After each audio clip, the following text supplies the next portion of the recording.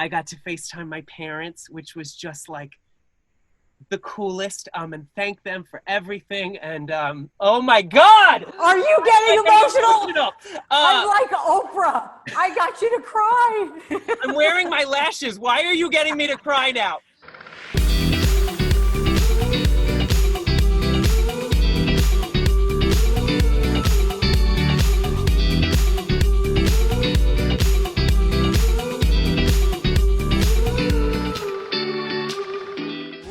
To Love Island. Warning, the following program contains love, lust, and the most attractive unemployed people you've ever seen. He's the voice you hear throughout every Love Island episode, weighing in with fun comments like, Oh, make her breakfast already. It's been 2 episodes. Thank you. first of all, how exhausted are you, and what are the couples doing without you narrating their every move right now? I think they're having a lovely Matthew-free evening is what's happening, which I wish on everybody, truly. First up, the boys serve an exotic fruit platter, which is incidentally an old nickname of mine. Matthew Hoffman was supposed to be in Fiji for season 2. Instead, the show is in Las Vegas, and Matthew, a sound booth here in the U.S. You are literally, you're not out on the beach relaxing. You are in basically, what is this, Celine, what did you say? This is Celine Dion's closet? I am going into season 2 in Vegas. I have written a backstory, a wildly unsolicited backstory for myself. Nobody asked for this, but in my head, the narrator is recording the show from Celine Dion's abandoned dressing room in Vegas. Again, no one asked for that. We're back at the villa, and that poor girl has been standing there for 24 hours in heels. I feel like season 2, it is now, oh, Matthews, it's on. You know, I think, you know, it's interesting. As you know, I am a 12 getting coffee. Like, I don't do 3s, you know what I'm saying? Like, I just don't. But I have to say, like, the role of the narrator, the show is not about me. It is about these islanders who are looking for love. And my job is to be your best friend on the couch with you and say what you were thinking of saying, and be like, oh, I was thinking that, but do it in an unexpected way that entertains you. That is my job. Now to the ongoing saga of volatile Irish law firm Connor and Mackenzie. Matthew's commentary and quips are cheeky, sarcastic, sometimes unexpected. The show is through a lens of love. You know, I love these guys and I love the show. So when I watch them, I'm watching it like the super fan that I am, and we want them to succeed in what they have come to do, which is to find love. To make it even sexier, I'm dropping my red velvet voice 7 octaves. Are you ever worried about your voice? As your friend, I'm like, oh God, if he loses his voice or if it gets, like, are you, because you gotta.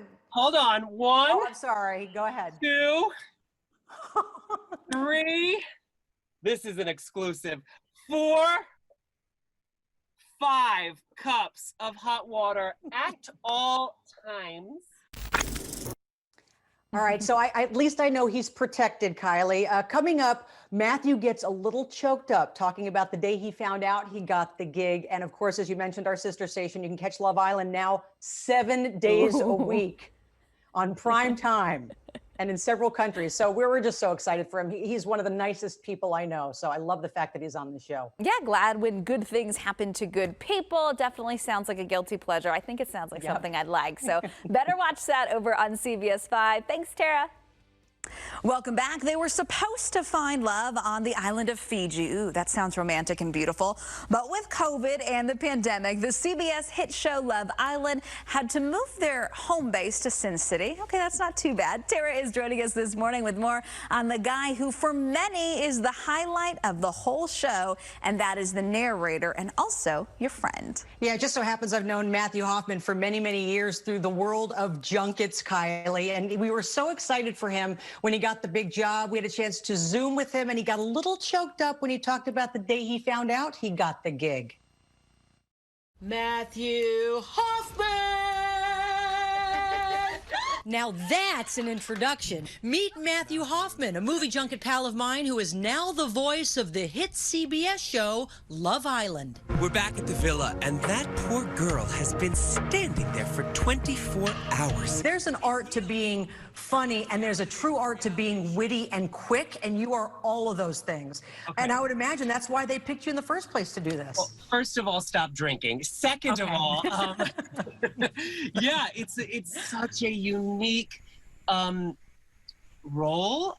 It's such a unique track, and I am just so lucky. This summer, get ready for Love in Lockdown. When it came across, I was like, okay, you know, here's another audition that I will not get. And I think that's important because, you know, I've been doing this a very long time, and you know that. And, you know, you try out for so many things and you don't get 99.9% of them. Kirsten and Carrington, you're going on your first date. Hoffman had heard of the show in the UK, but he hadn't seen it, so he Googled it. And I was like, this is a phenomenon. Like, this is massive. And then I said, I will never get it. He did get it after about 8 months of radio silence. When I got the call, I have a selfie of it. Like, when I had got the call, I was crying, and I got to FaceTime my parents, which was just like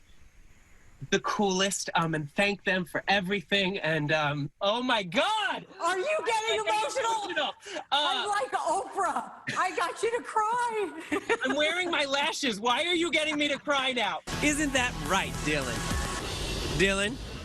Yoo-hoo! Dylan! What? What? Hoffman now tweets during the show and gets asked a ton of questions, usually about who are his favorites. I genuinely am rooting for them all.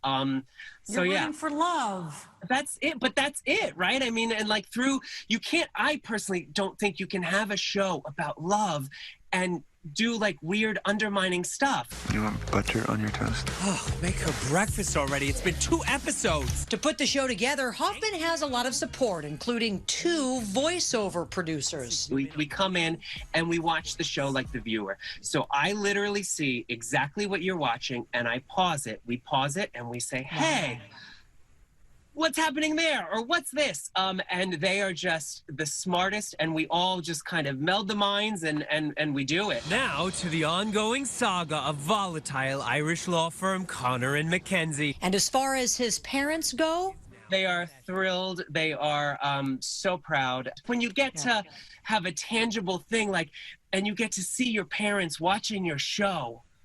Kidding me? I mean, and my parents are obsessed with the show. Like, I remember season 1, my mom's like, Elizabeth and Zach, are they that? I'm like, it's real. What do you, I mean, like, I would tell you, like, it is as real as it gets. You know, and they root for people. They have their favorites. I call them immediately after every show, and we dish.